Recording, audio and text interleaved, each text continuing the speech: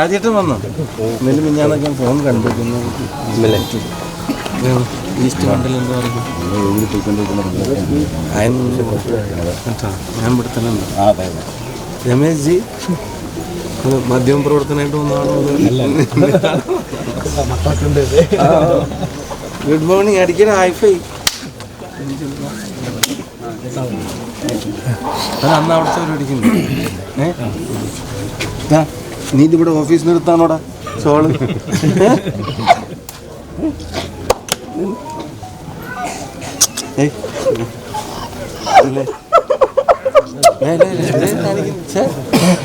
Vote വിജയിച്ചു വരട്ടെ. വിജയിച്ചു കയറാൻ വേണ്ടി എല്ലാവരും അവിടെ കീഴടക്കും.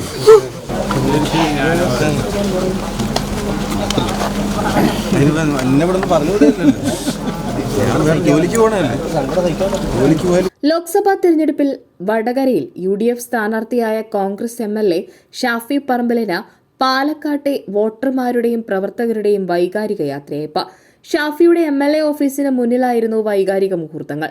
മുതിർന്നവരും കുട്ടികളും ഉൾപ്പെടെയുള്ളവർ കണ്ണീരണിഞ്ഞാണ് ഷാഫി പറമ്പിലിനെ യാത്രയാക്കിയത്. മുദ്രാവാക്യം വിളിയോടെ യാത്രയാക്കിയ വോട്ടർമാർക്ക് നന്ദി പറയാനും ഷാഫി മറന്നില്ല.